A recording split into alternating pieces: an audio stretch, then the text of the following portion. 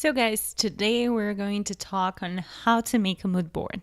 And I'm actually going to show you how I make my mood boards.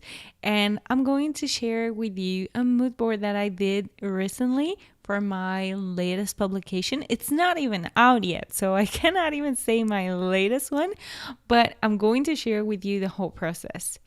So at the very beginning, I knew that we need to make a Christmas editorial because that's exactly what we were asked for. So I started thinking about the Christmas things that we can have. And of course, I went to my most favorite website for gathering ideas. It's Pinterest. And I just wrote down Christmas to make sure that I can see some inspirational stuff. So there are very basic things that you can see are showing to me. So I decided to add also fashion. Let's see how this is going to go. Okay, much better, much better. And let's just try with fashion editorial. Okay, here we go. That's the real thing. Okay, so what I did for this particular project was to take a look at all the images that you can see right now. Of course, they are updating, but what really stood out for me was all these ribbons. And I was just like, okay, it's Christmas. What do we have? We have red, we have white, we have Christmas mood, lots of laugh, and of course, gifts. So the main idea behind this particular editorial was going to be gifts and wrapping up. So I started by making a new board and called it Christmas Editorial. I made sure to make it a secret just because I didn't want everyone to know.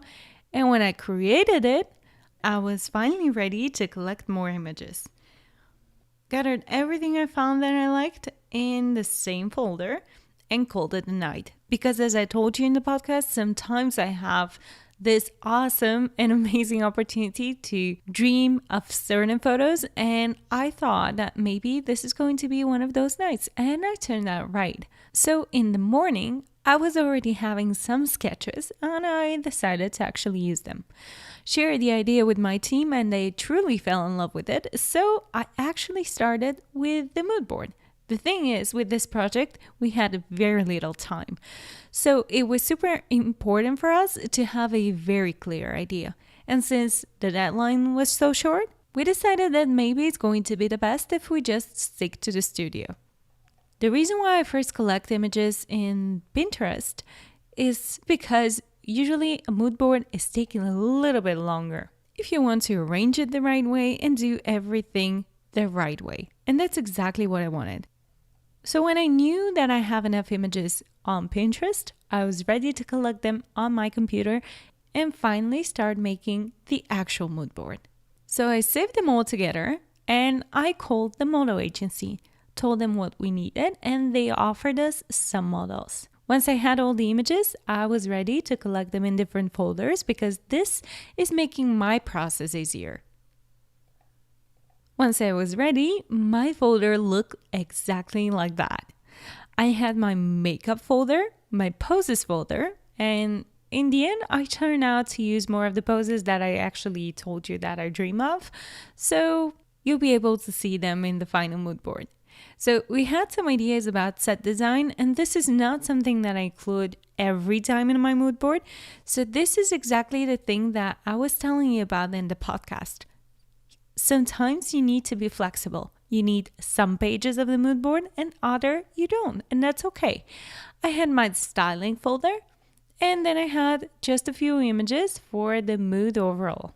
And I think it's time to finally start with the actual mood board. This is exactly the template that I use and the template that you are able to find as a gift.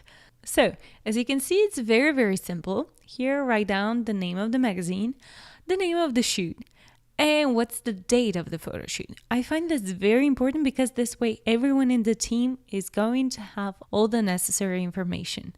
So once I'm ready with this, I'm starting to add the images. So I have my makeup board. This is the page that I'm going to use for a makeup reference. So you can see that I have given a title to my page, and also I have added a little bit of a text of what I want. I'm not specific. It's just that my makeup artist can totally get it from the images and this little bit of a text. Once I'm ready with this, and as you can see my layers here, I add all of the images as smart objects and I'm able to move them around, and here I have my different layers for the different text. All of this is gathered together in a makeup folder. Once I'm ready with this, I'm going to put it all together over here and just click on the eye so that I can go to my next page.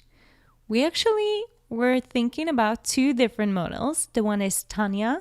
We were talking to Yvette Fashion Model Agency, and the other one is Gina. We turned out to use Tanya. So everybody in the team had her images and they knew how exactly she looks like. As you can see here, I'm trying to find some images of her full length and then some portraits. So everybody in the team can get the idea of her. For example, my makeup artist can look at her face features over here.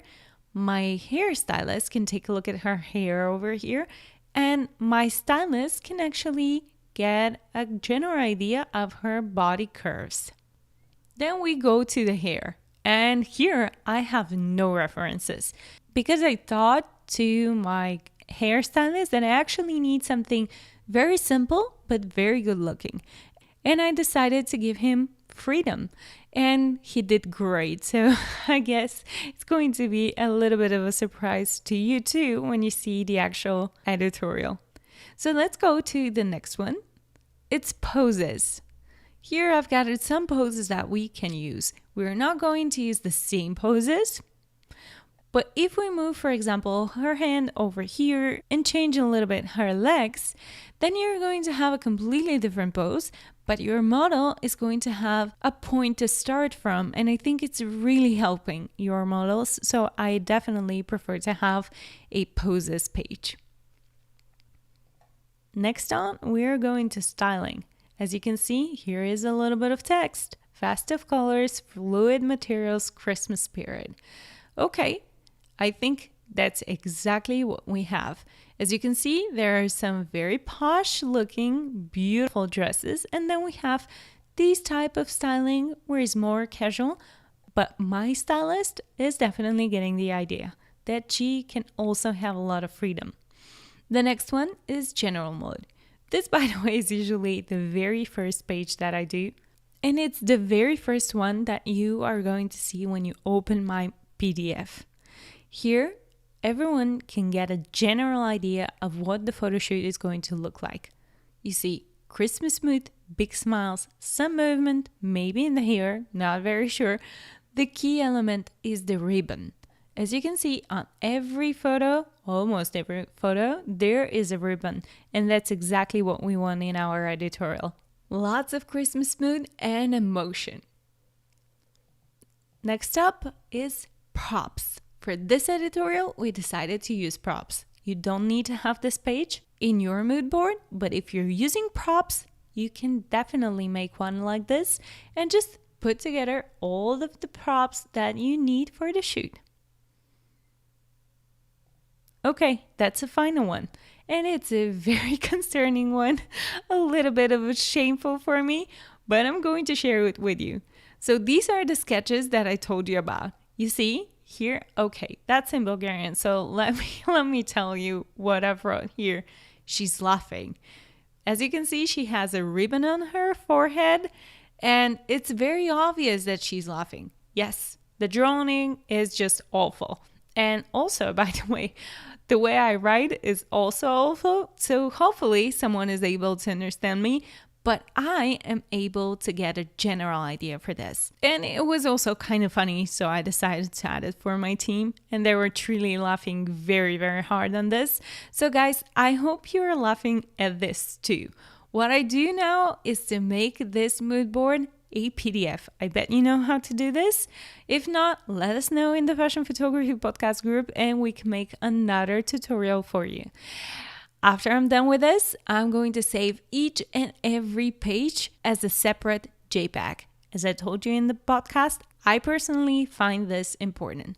So guys, pretty much that's it. I cannot wait to show you the final editorial and to hear what do you guys think. Is there something similar to the mood board? Can you guess that this mood board were made for this particular editorial? And I'm so excited to hear your opinion. I really hope this was helpful. I cannot wait to even see your mood boards done by using this template. Show them to me in the Fashion Photography Podcast's Facebook group. Thank you guys so much for watching this tutorial. We wish you Merry Christmas and Happy New Year.